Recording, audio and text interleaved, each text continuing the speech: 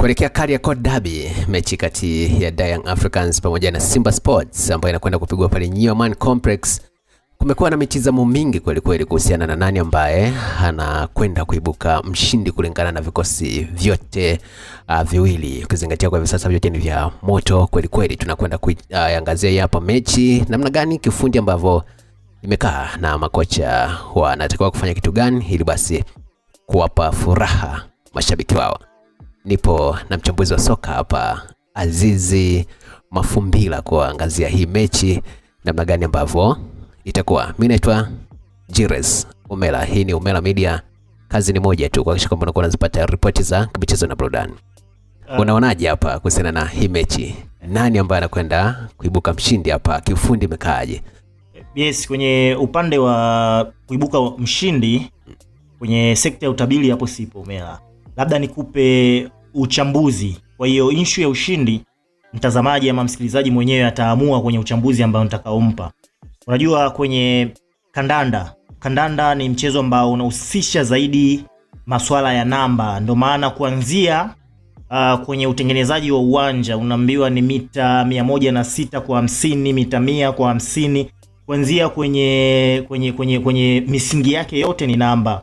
Ukija sijui amefunga goli dakika ya ngapi, mchezaji namba ngapi. Kwa hiyo nilikuwa nakupa tu kwa maono uweze kuona kwamba namba ina mata zaidi kwenye mchezo wa mpira wa miguu. Kwa hiyo tukianzia uchambuzi wa game hii kwenye upande wa namba, klabu ya Young Africans wanaonekana ni klabu ambayo wana namba nzuri zaidi ukilinganisha na klabu ya soka ya Simba. Na maana gani? Na maana kwamba Young Africans ndio klabu miongoni mwa hizi mbili iliyopata ushindi mara nyingi zaidi kuliko klabu nyingine ama kuliko klabu ya Simba. Na tukija pia kwenye uelekeo wa mechi ama njia ya kwenda kwenye mechi mbili za mwisho Young Africans wamepata ushindi, japo mechi ya mwanzo kabla walipata bao 1-0, alafu wakaja wakashinda bao 5-0 dhidi ya JKT Tanzania, timu ambayo inaonekana kuwa ni miongoni mwa timu ngumu zaidi kwenye ligi kuu ya NBC. Hizo ni aina ya namba tu ambazo unaweza ukaona namna gani kikosi cha Young Africans kilivyo bora. Kwa hiyo namba kwenye mechi huwa inachangia kwa 80%. Kinachochangia asilimia kubwa zaidi huwa ni ubora wa kikosi. Unaweza kuwa na namba nzuri lakini ukaenda kukutana na kikosi bora zaidi Umela.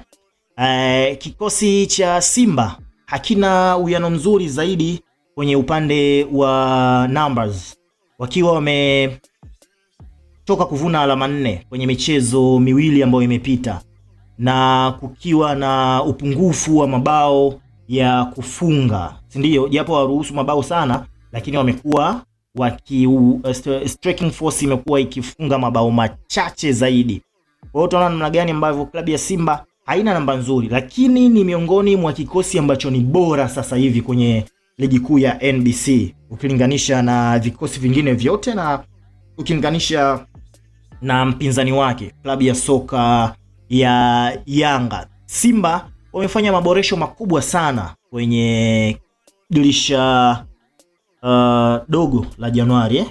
Wamefanya mabadiliko makubwa sana ya wachezaji ambao wamewahi kukliki kwenye kikosi kwa muda mfupi zaidi. Baada ya kuwa wamepata changamoto ya magolikipa, akiwepo yule golikipa ambaye alitoka JKT, Yakub Suleiman Nam. Alipata changamoto. Alikuwepo pia Pinpin Kamara, Musa Kamara alianza kupata changamoto, yeye akamtegemea Yakubu. Yakubu akapata changamoto pia. Kwa hiyo wakawa wanamtegemea yule dogo yule Abel Abel. Yeah. Wakawa wanamtegemea Abel. Kwa hiyo unaweza kuona namna gani ambavyo Simba walipata changamoto kwenye eneo hilo, lakini kikosi cha ama timu ya usajili iliweza kuliona hilo jambo na kulifanyia kazi. Wakaweza kumleta Mamadou Kasari. Umeona Kasari amekuja kuonekana kuwa bora sana kwenye eneo hilo, bora sana. Lakini hiyo haikutosha. Wakaona waboreshe kwenye eneo la striking force na viungo pia. Walimleta Anise Ura, Libase Geye, Ino Loemba ambao wameingia moja kwa moja kwenye kikosi cha kwanza na kufanya vizuri zaidi. Sasa hivi unapozungumzia viungo bora kwenye ligi kuu ya NBC, huwezi kuacha kuwataja hao wanaume watatu. Anisi Oura, Ino Loemba pamoja na Mkongomani. Namzungumzia Ino Loemba ndio Mkongomani mwenyewe pamoja na Oura so Mkongo lakini nini ingizo jipya sio? Nadhani ni Ivory Coast yule. Na nani huyu na Libase Gay Senegali. Kwa hiyo wachezaji hao wamekuja kuboresha ama wamekuja kuleta mabadiliko makubwa sana kwenye kikosi cha Simba. Sasa hivi ni Simba ambao wanaonekana kucheza mpira wa kasi, wameonekana kupiga pasi za uhakika na wameonekana kuwa na uwiano mzuri wa ufungaji wa mabao, at least mabao mawili kwa mechi. Ni uwiano mzuri sana kwenye timu.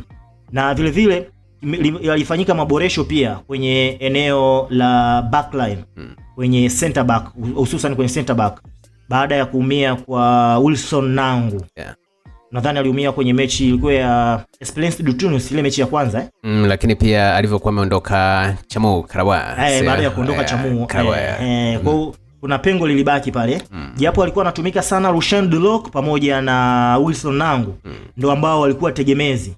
Kwa hiyo pia kama ameumia Abdulrazak Hamza kipindi kile kama nakumbuka vizuri pia. Kwa sababu mwanzoni bado ilikuwa na baki mapengo pale kwenye la backline. Mwanzoni pacha ilikuwa ni Abdulrazak Hamza pamoja na Rushain Delok. Baada ya Rushain kuwa baada ya Lazak kuwa ameumia, ikaja pacha ikahamia kwa Rushain Delok pamoja na Chamu Karabwa. Chamu Karabwa baada ya kuondoka, sasa Nangu akawa amepata nafasi. Japo alikuwa kwenye kikosi lakini alikuwa ana zile ingia toka.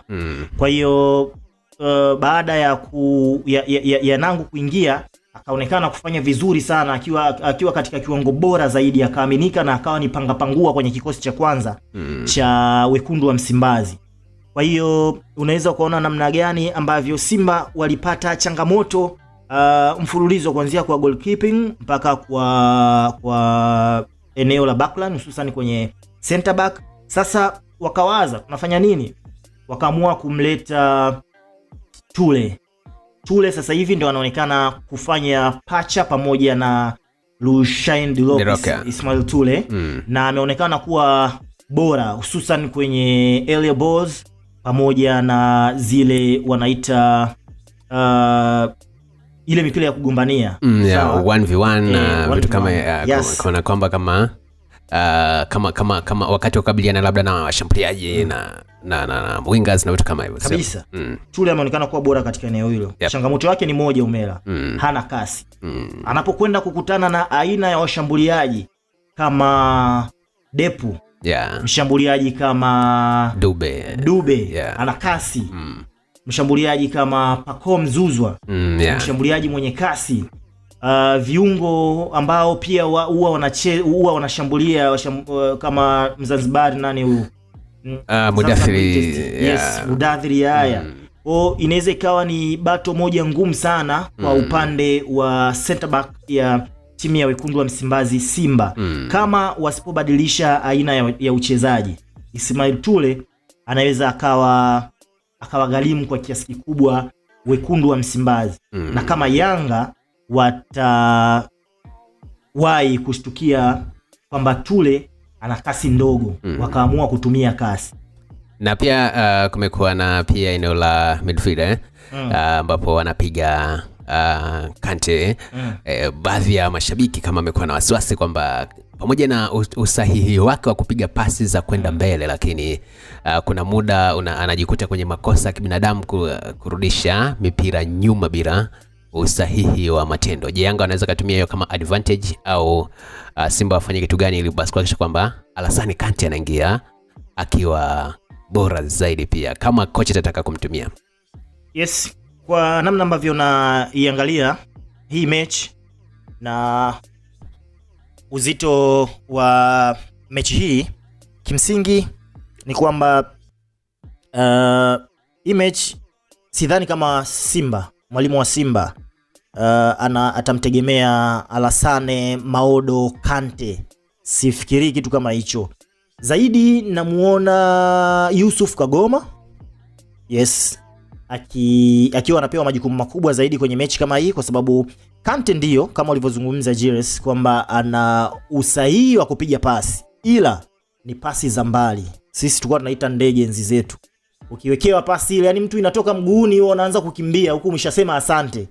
Uipate usipate umeshasema asante mbele kwa mbele. Pasi kama hizo kwa Alassane ni pasi nzuri, na kama mwalimu ataingia na mbinu ya kumchezesha Alassane Maodo Kante, basi ni wazi itakuwa ni mbinu ya kucheza mpira wenye kasi, kwa sababu lengo lake litakuwa ni kuwawekea mawings, kwa maana ya Elie Mpanzu mwenye kasi,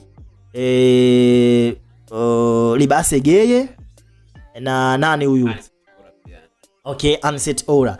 Kwa hiyo lakini kama mwalimu ataingia na mbinu ya kupossess mpira kwamba zipigwe pasi fupi fupi, kwa maana ya kujenga mashambulizi kuanzia nyuma, Alassane Maodo Kante sio chaguo kabisa, kwa sababu kwenye upigaji wa pasi fupi fupi huwa apigi pasi zenye nguvu, anapiga pasi laini sana ambazo huwa hazifiki kwa wenzie. Kwa hiyo ni rahisi sana kwa viungo wajanja wa klabu ya soka ya Yanga Kamara unamzungumzia Damaro Kamara Damaro Kamara. Yeah, Damaro Kamara panda. Ni wachezaji ambao hapo nimechanganya hapo imenichukua muda kufikiri, kwa sababu unajua Simba nao pia wana Nabi Kamara. Nabi Kamara nizungumzia kama Kante ataanza na upigaji pasi wake ule legelege zile pasi za karibu, alafu akutane na Damaro Kamara katikati, akutane na Muda. Ni wachezaji ambao ni wanyumbufu, afu ni wepesi zaidi. Kwa hiyo inaweza kuwa na wini ile mipira kwa uwepesi. Kwa hiyo ni kwa upande wa Simba. Naomba tumalizie upande wa Young Africans. Unaona ni maeneo yapi ambayo Simba inabidi wawe makini nayo zaidi ili kuhakikisha kwamba Yanga hawapati nafasi za kufunga zaidi?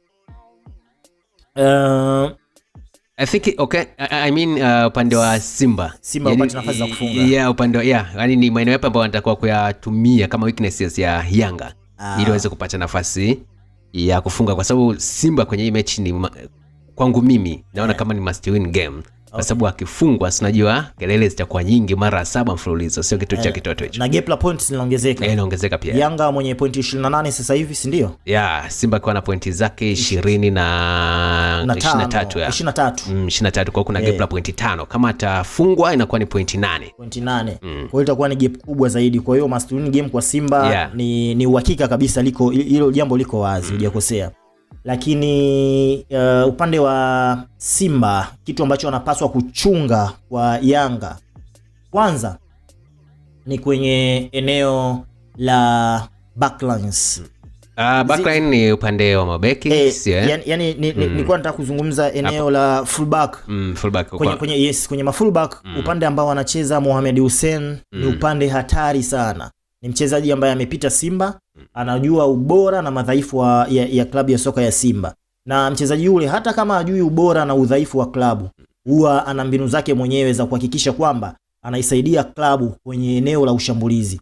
Wewe utakuwa shahidi Giles, kwenye mechi iliyopita dhidi ya JKT, ni mchezaji ambaye aliweka kambani pia akiwa ni beki wa pembeni, na amekuwa akitengeneza mashambulizi ya kutosha kwenye baadhi ya mechi, ama kwenye asilimia kubwa ya mechi ambazo Yanga wanacheza. Kwa hiyo Simba inabidi wachunge sana katika eneo hilo. Wanachunga vipi? Upande ule ambao wanacheza Mohamed Hussein, inabidi mchezaji atakayecheza upande ule kama ni Anese Ora ama Libase Geye ama Mpanzu, inategemea ni winga gani ambaye anaweza kaanza pale. Atengeneze partnership nzuri na beki wake wa nyuma. Inawezekana beki wake wa nyuma akawa Duchu ama Kapombe, kwamba mmoja anapokwenda mmoja anabaki akimsubiria Mohamed Hussein, kwa sababu wakati wowote anapanda. Lakini wasitengeneze yale mazingira ya kwenda kupanda kushambulia wote. Na eneo jingine ambalo Simba wanapaswa kuchunga zaidi ni eneo la mabeki wa katikati wa klabu ya soka ya Yanga. Ni mabeki wa janja sana, hususan inapofika hatua ya mabadilishano wanapokwenda kushambulia. Miongoni mwa mabeki ambao walifunga mabao mengi zaidi msimu uliopita, nadhani waliongozewa na Baka msimu uliopita pia. Na hata sasa hizo unaona ikipigwa kona anasogea pale. Anasogea na hata kama akikosa anakosa mpira wenye madhara zaidi kuelekea kwenye lango la mpinzani. Kwa hiyo unaweza nikawashauri Simba wachunge sana katika eneo lile, wasiruhusu kabisa Baka kuweza kupanda kwa ajili ya kwenda kusaidia ushambulizi. Hii inamaanisha nini? Inamaanisha mshambulizi wakati atakayeaminiwa na kocha wa klabu ya soka ya Wekundu wa Msimbazi Simba asiruhusu kuwapa gepu, yani awatengenezee kashikashi ambazo zitawasababisha wasimwachie. Hususan Baka ndo mchezaji mwenye kasi zaidi kuliko Dickson Job, ndo mchezaji ambaye ana hate nzuri kuliko Dickson Job. Kwa hiyo kama mwalimu atamwamini Selemani Mwalimu ana hate nzuri, kwa hiyo ni wazi kwamba Baka hawezi akamwachia bato Mwalimu pamoja na Jobu. Uwiano utakuwa mzuri. Ni wazi kwamba Baka ataendelea kubakia naye pale katikati na itakuwa umewin vizuri kuweza kuzuia Baka kwenda kutengeneza mashambulizi kwenye eneo la hatari la Simba. La Simba Sports. Yeah.